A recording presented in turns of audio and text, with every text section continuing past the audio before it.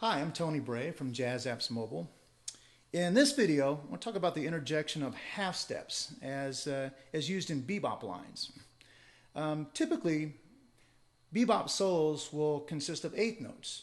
Well, in any one measure, and you've got eight eighth notes to work with. And typically when you're thinking of scales, you're working with 7 notes. So what will happen, say for example, on a dominant 7th chord, if I'm playing Mixolydian scale, with a flat 7,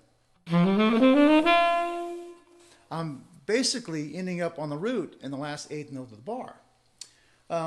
This is fine, except when you go to the next bar, you're less likely to hit a chord tone in the next bar, which is a really strong way to define changes in the context of bebop.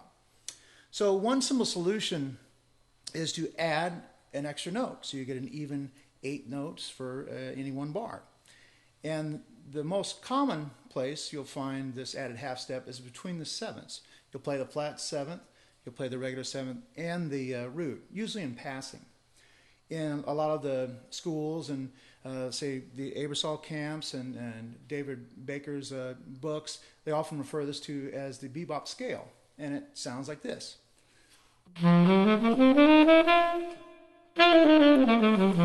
Very common pattern would be,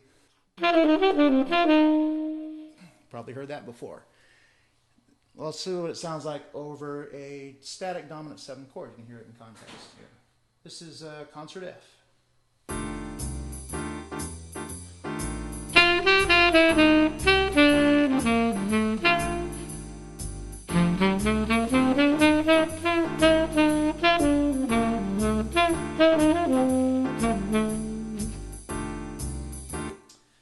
The next interjection of a half step that works really well is the flat 5, or the sharp 4, however you want to perceive that.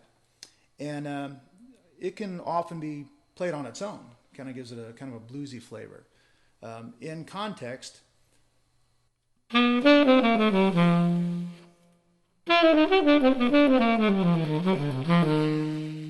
so now I've added 2 notes to add to our what otherwise would be static 7 notes. In the event, in the end, we'll actually end up being able to use all 12 notes and still be able to find the chords by using them very strategically like this. Here's what it sounds like over a change here.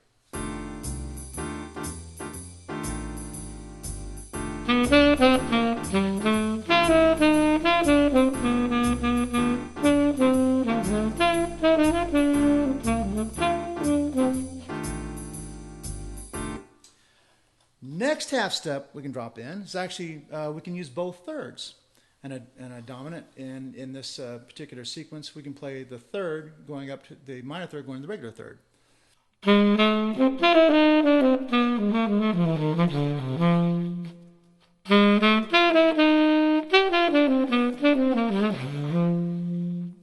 Let's try it again. Let's try it a little faster though. Let's get a little bebop going here.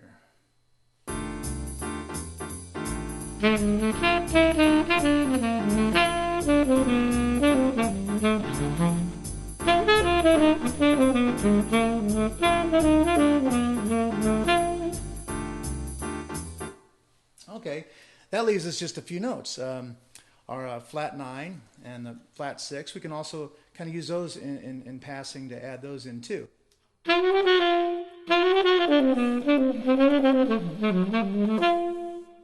By adding in half step this way, we can also extend our lines. It gives us a lot more material to work with.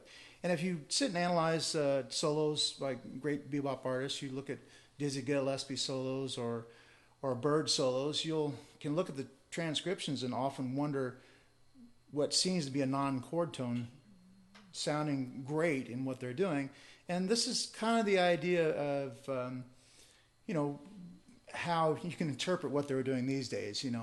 There's no way to know without talking to them exactly what they were thinking, but this is kind of a way we can interpret that.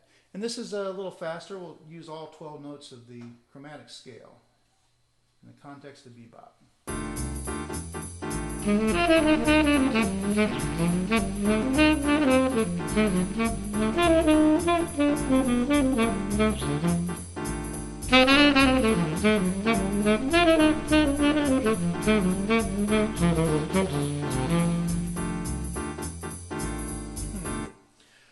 deeper than that in iImprov-Bebop, but that's a good start for you. Happy practicing.